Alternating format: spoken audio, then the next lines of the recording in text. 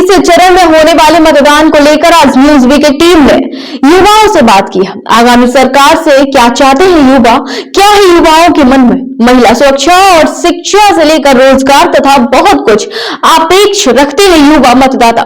आइए जानते हैं।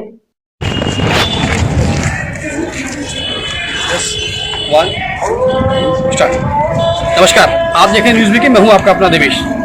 युवाओं की जन संसद आने वाले विधानसभा चुनाव में क्या करती है, नई सरकार से क्या उम्मीदें रखती है, क्या बोलती है युवाओं की जन संसद। आज हम रूबरू कराने जा रहे हैं उन युवाओं से, उन छात्रों से जो देश का भविष्य और पहली बार वोटिंग करेंगे। ऐसे भी हमारे पास छात्र हैं, बात करेंगे, छात्राओं से भी बात करेंगे, महिला सुरक्षा को लेकर बात करेंगे, रोजगार को लेकर बात करेंगे, शिक्षा को लेकर बात करेंगे, चिकित्सा को लेकर बात करेंगे। युवाओं की जन संसद यानी क्या कहते हैं युवा, बात करेंगे युवाओं से। नमस्ते, स्वागत है आपके न्यूज़ वीके में। हमें ये बताइए, आपकी नई सरकार का जो गठन होना है अभी 20 फरवरी को जो आप मतदान करने जाएंगे, तो आप नई सरकार से क्या उम्मीद रखते हैं, क्या चाहते हैं नई सरकार से? देखिए, सरकार से तो हमें मतलब नहीं कि कौन सरकार बन रही है या क्या हो रहा है जी।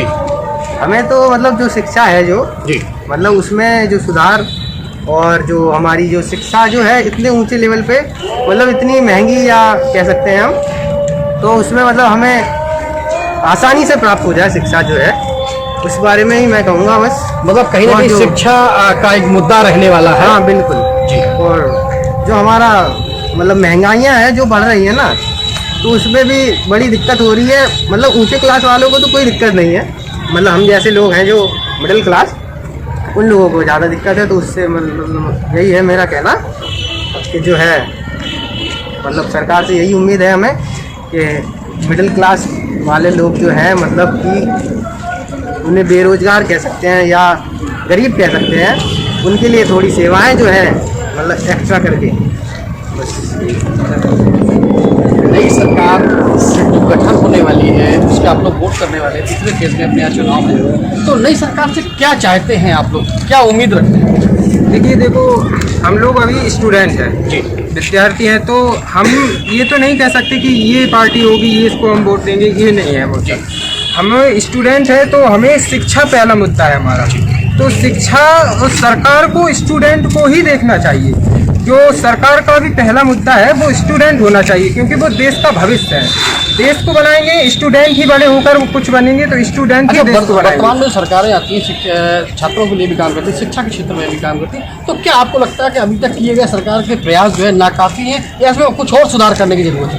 जी, सरकार ने जो किया है विद्यार्थियों के लिए, जो पहले से मतलब इजाफा किया है, जो पहले जो शिक्षा में जो संसाधन थे वो काफ़ी बढ़ोतरी की है, 60 से 70%। सुरक्षा और बेहतर हो, अभी जो सरकार द्वारा चलाए गए प्रयासों को भी उन्होंने सराहना की, लेकिन उन्होंने ये बात और कही है कि आने वाले समय में इसको और डेवलप किया जाए, इसको और स्ट्रांग बनाया जाए, महिलाओं के लिए इतनी अच्छी सुरक्षा के इंतजाम किए जाएं कि बेटियां बेखौफ होकर अपने शिक्षा के क्षेत्र में जा सकें, पढ़ने जा सकें, घर के और कामों में हाथ बटा सकें। तो कहीं ना कहीं निश्चित तौर पर जो बेटियों का दर्द है वो भी बाहर आया है, एक मजबूत दृढ़ संकल्प है वो भी बाहर आया है बेटियों का। और आने वाली सरकार से उम्मीद भी जगी है कि जो सरकार आएगी वो निश्चित तौर पर बेटियों के हित में काम करेगी। नमस्कार। समान रूप से शिक्षा चाहिए, मतलब बेटियों को भी बेटों के बराबर समान शिक्षा का अधिकार होना चाहिए, और सुरक्षा मेन मुद्दा है। बेटियां सुरक्षित घर से जाएं, कोचिंग पढ़ें, प्रतिस्पर्धा के दौर में बराबर हिस्सेदारी अपनी करें और उसके बाद एक सुरक्षित माहौल में रहें। आपके मन में क्या है?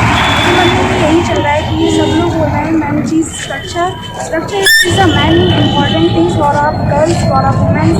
इस समय सुरक्षा बिल्कुल भी नहीं है लड़कियों के लिए। कुछ लोग घर से नहीं निकल पा रहे हैं, कुछ लोग घर की वजह से हैं, कुछ की फैमिली नहीं जाने देती, निकल नहीं है। इसके लिए यही चाहती हूँ कि सुरक्षा और शिक्षा दोनों ही मैन इम्पॉर्टेंट है हमारे लिए। अच्छा, हमने अक्सर देखा है कि बेटियों के माँ बाप अपनी बेटियों को एक असुरक्षित माहौल देखते हुए, या उनको लगता है कि उनकी बेटियां सुरक्षित नहीं है, या पढ़ा लिखा कर ज़्यादा क्या पढ़ाएंगे, उनकी तय उम्र पर उनकी शादी कर दी जाती है और उनके हाथ पीले करने के बाद वो सोचते हैं कि उनके दायित्व उनका खत्म हो गया है। तो ऐसे में सरकार ने बेटियों की शादी की उम्र 21 साल तय की है। तो इसको लेके आप क्या कहती हैं और आप क्या मतलब आपका एक मानना क्या है कि क्या बेटियों को सिर्फ शादी तक सीमित रहना चाहिए या बेटियां बराबर के आज के दौर में एक जो शिक्षा का दौर है या आपके जो विकास का दौर है या रक्षा का क्षेत्र है, शिक्षा का क्षेत्र है, चिकित्सा का क्षेत्र है, इनमें बेटियों को बराबर आके अपना योगदान देना चाहिए, क्या आप सोचते हैं? बेटियों को हर क्षेत्र में योगदान मिलना चाहिए। हर क्षेत्र में योगदान है भी आज भविष्य में और वर्तमान में भी है। बेटियों का हर क्षेत्र में योगदान है क्योंकि बेटियां सब कुछ कर सकती हैं, हर क्षेत्र में अपना योगदान दे सकती हैं क्योंकि बेटियां किसी भी क्षेत्र में पीछे नहीं हैं। हर क्षेत्र में अपना नंबर 1 का परफॉर्मेंस देती हैं बेटियां। और बेटियों को जो माँ बाप सोचते हैं कि बेटियों को कम पढ़ाना चाहिए, ऐसा बिल्कुल नहीं है। बेटियों को पढ़ाओ लिखाओ, बेटियां भी लड़कों से कम नहीं होती हैं, बेटियां भी बहुत नाम रोशन कर सकती हैं। बेटियां बहुत अच्छी एक मतलब भारत के लिए क्या दुनिया में बेटी एक बहुत ही अच्छी चीज़ है। बेटी जिसके पास होती है वो बहुत लकी होता है और बेटी हर कुछ कर सकती है। और सरकार को बेटियों के लिए खासतौर पे इस तरह की शिक्षा नीति चलानी चाहिए कि बेटियां आगे पढ़ सकें, आगे बढ़ सकें, ताकि उन माँ बाप की सोच बदल सके जो सोचते हैं कि बेटियां नहीं पढ़ सकती हैं, बेटियों को सिर्फ शादी करके दे दो, उनकी ज़िंदगी ख़त्म। तो बेटियां इस बारे में मैं कहना चाहूँगी कि सरकार इस चीज़ में माँ बाप की सोच बदले, जो सोचते हैं कि बेटियों को नहीं पढ़ाना चाहिए, बेटियां क्या करेंगी।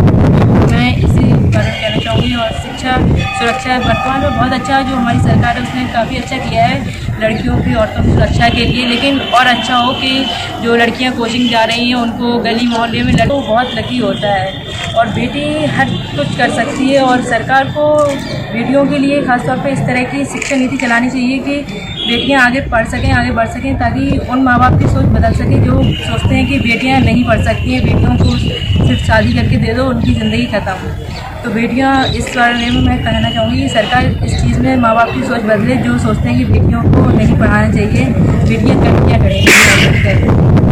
मैं इसी कारण कहना चाहूँगी। और शिक्षा सुरक्षा वर्तमान में बहुत अच्छा जो हमारी सरकार है उसने काफ़ी अच्छा किया है लड़कियों की औरतों की सुरक्षा के लिए, लेकिन और अच्छा हो कि जो लड़कियां कोचिंग जा रही हैं उनको गली मोहल्ले में लड़के पीछे आ रहे हैं या कोनों पर बैठ के उनको परेशान कर रहे हैं। तो सरकार इस चीज़ के लिए काफ़ी अच्छा कर रही है, काफ़ी हद तक अच्छा कर रही है, लेकिन और अच्छा चाहूँगी मैं सरकार से। और शिक्षा के क्षेत्र में भी सरकार अच्छा कर रही है और भी अच्छा जो गवर्नमेंट टीचर्स हैं वो अच्छा से पढ़ाएँ गवर्नमेंट स्कूल्स में, क्योंकि गवर्नमेंट स्कूल में ज़्यादा अच्छी पढ़ाई नहीं होती है क्योंकि टीचर्स नहीं पढ़ा रहे हैं। प्राइवेट में जो लोग सोचते हैं प्राइवेट में ज़्यादा अच्छी पढ़ाई हो रही है, अगर गवर्नमेंट में टीचर्स अच्छे से पढ़ाएंगे तो इससे लोगों का पैसा भी बचेगा और सब लोग पढ़ने जो गरीब लोग हैं वो भी पढ़ सकेंगे, हर कोई आगे बढ़ सकेंगे। ये थी युवा बेटी, बहुत खुल के बात की उसने।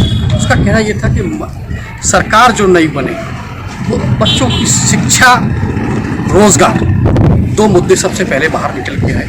और सबसे बड़ी बात उसने बेटी ने बहुत अच्छी ये कही कि बेटियां बेटों से कम नहीं हैं। कुछ माँ बाप ऐसे हैं जो ये सोचते हैं कि उनकी बेटियों की उम्र शादी की हो गई, उनको शादी करके उनके घर बसा दो, बाकी अपने पीछे। लेकिन बेटियां को अगर बेटियों को मौका दिया जाए तो निश्चित तौर पर वो बेटों से कम नहीं उतरती हैं। इसका कई उदाहरण हैं इसके, कल्पना चावला से लेके आप इंदिरा गांधी या और आगे आप जितना भी जाएंगे, निश्चित तौर पर आजकल की बेटियां बेटों के बराबर से कंधा मिलाकर काम कर रही हैं। कोई भी क्षेत्र हो, वैज्ञानिक क्षेत्र हो, कृषि के क्षेत्र हो, चिकित्सा का क्षेत्र हो, शिक्षा का क्षेत्र हो, रक्षा का क्षेत्र हो, हर जगह बेटियां हैं। बेटियों को चाहिए एक मजबूत धार, एक मजबूत सोच, और वो सोच लानी है तो सामाजिक बदलाव की बहुत ज़्यादा आवश्यकता है। और इसको लेके उन्होंने एक बात रखी, अपनी चर्चा रखी है कि सरकार भी ऐसे कानून लाए, लोगों की सोच बदले, माँ बाप की सोच बदले,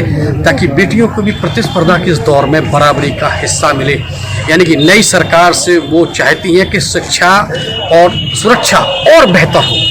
अभी जो सरकार द्वारा चलाए गए प्रयासों को भी उन्होंने सराहना की, लेकिन उन्होंने ये बात और कही है कि आने वाले समय में इसको और डेवलप किया जाए, इसको और स्ट्रांग बनाया जाए महिलाओं के लिए। चाहते हैं कि शिक्षा छात्रों के लिए और भी अग्रसर हो, जो संसाधन है, डिजिटल सेवा है, तो वो प्रत्येक विद्यार्थी के पास पहुँचे, गांव-गांव में पहुँचे। अब जैसे देख लीजिए कि अब जो 300 यूनिट बिजली फ्री के लिए जो अखिलेश यादव बोल रहे हैं, तो इसकी क्या जरूरत थी? इसको विद्यार्थियों की शिक्षा में जो 300 यूनिट का जो खर्चा है वो देते तो विद्यार्थियों के लिए भला होगा मतलब। और जो विद्यार्थियों की जो शिक्षा है, जैसे हम लोग जाते हैं दुकान पे और पेन कापी खरीदते हैं तो महीने महीने 2-2 महीने में देखते हैं कि अब कॉपी 15 रुपए वाली इतनी सी थी, अब 10 रुपए वाली मतलब 15 रुपए की मिलने लगी, तो उसकी क्या ज़रूरत थी। अभी देखते हैं कि 10 रुपए का पैकेट 12 रुपए का था, 12 रुपए का 15 रुपए का मिलने लगा। तो आप इसमें सुधार, अगर जैसे मान लीजिए आपको अगर इसमें सुधार करने के लिए कहा जाए तो आपसे अगर सुझाव मांगे जाएँ तो कौन से सुझाव आपके दिमाग में है जो आप नई सरकार को देना चाहेंगे? देखिए, सुझाव तो कुछ नहीं है, सुझाव केवल एक ही है कि जो हम लोग हैं उनको थोड़े से संसाधन दिए जाए, क्योंकि वो पढ़ सकें अपने आप से।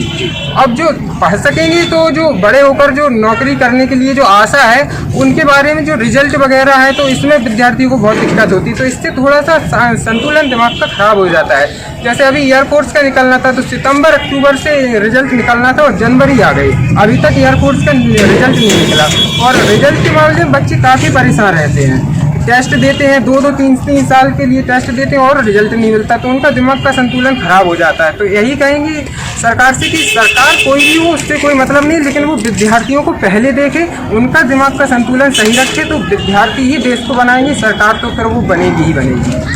अब तो छात्राएं से बात करेंगे। आप हमें ये बताइए, नई सरकार का जो गठन होगा आप वोट डालेंगे तो क्या मन में रहेगा आपके? जो लड़कियाँ हैं उनकी सुरक्षा के लिए और ये शिक्षा और सुरक्षा दोनों मुद्दे आपके मन में हैं। आपके मन में क्या रहेगा? यही कि शिक्षा और सुरक्षा सर्वप्रथम मतलब मुद्दा हो। आपके मन में क्या चल रहा है? यही शिक्षा और सुरक्षा, मतलब सुरक्षा, लड़कियों की सुरक्षा हो और देश में मतलब शिक्षा का भी सरकार करेगी। तो शिक्षा अभी जैसे सरकार द्वारा इंटर तक शिक्षा निःशुल्क है, तो आप क्या इसमें क्या और सुधार चाहेंगे? इसमें यही चाहते हैं कि अभी मतलब अभी निःशुल्क है तो और मतलब और सरकार अपनी तरफ से करे, मतलब बच्चों को और मतलब सुझाव दिए कि और से निःशुल्क कर दें। आपके मन में क्या चल रहा है? सर, सबसे पहले मेरे मन में ये चल रहा है कि मैं लड़की हूँ और मैं लड़कियों की जैसे लड़कियों वैसी यही कि शिक्षा और सुरक्षा सर्वप्रथम मतलब मुद्दा हो। आपके मन में क्या चल रहा है? यही शिक्षा और सुरक्षा, मतलब सुरक्षा, लड़कियों की सुरक्षा हो और देश में मतलब शिक्षा का भी सरकार करेगी। तो शिक्षा अभी जैसे सरकार द्वारा इंटर तक शिक्षा निःशुल्क है, तो आप क्या इसमें क्या और सुधार चाहेंगे? इसमें यही चाहते हैं कि अभी मतलब अभी निःशुल्क है तो और मतलब और सरकार अपनी तरफ से करे, मतलब बच्चों को और मतलब सुझाव दिए कि और से निःशुल्क कर दें। आपके मन में क्या चल रहा है? सर, सबसे पहले मेरे मन में ये चल रहा है कि मैं लड़की हूँ और मैं लड़कियों की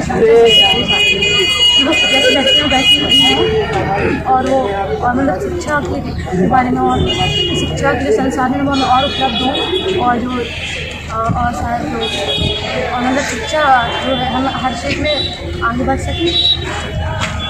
बस मैं आपके मन में क्या है, क्या चाहती हैं आप नई सरकार से? हम नई सरकार से सिर्फ हमारे दो ही मुद्दे हैं, शिक्षा और सुरक्षा।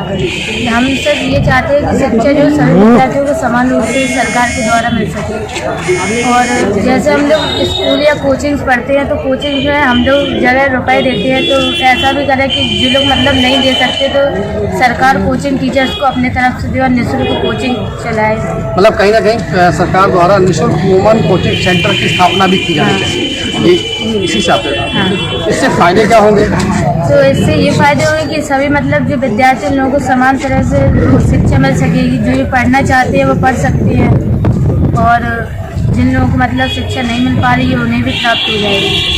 अच्छा, अभी इसके पहले अभी कुछ दिन पहले जिलाधिकारी डॉक्टर मन्नान अख्तर उन्होंने कुछ बिहार क्षेत्र की जो बेटियां थी उनका जो शिक्षा छूटी थी उनको गोद लिया और उनकी पढ़ाई का जिम्मा भी उठाया। तो आप क्या चाहते हैं कि ये इस तरह के कदम क्या आप राजनेताओं से भी उम्मीद रखती है कि राजनेता भी ऐसा करें? क्या चाहती हैं? यही जो आप बोल रहे हो कि मतलब हम तो ऐसा चाहते हैं कि राजनीति हम लोग की हेल्प करें, मतलब जैसे अभी की उन लोगों ने। आपके मन में क्या है, नई सरकार से क्या उम्मीद रखती हैं? हम नई सरकार से तो सबसे पहले सुरक्षा का ही करेंगे क्योंकि आजकल कुछ लोग मतलब कोचिंग नहीं जा पाती हैं, उनके घर के डर की वजह से कहीं निकलती नहीं है, तो सबसे बड़ा मुद्दा सुरक्षा है। अभी अभी उरई में मतलब कि एक नया मतलब कि केस हुआ है अपहरण का, तो ये गलत है। मतलब सबसे पहले सुरक्षा का है और फिर उसके बाद शिक्षा में भी मतलब कि थोड़ा विकास होना। कुछ अशिक्षित लोग हैं जो मतलब शिक्षा तो वो दूसरों अपनी बेटियों को भी मतलब नहीं पढ़ने देते हैं, तो वो भी एक मतलब वो है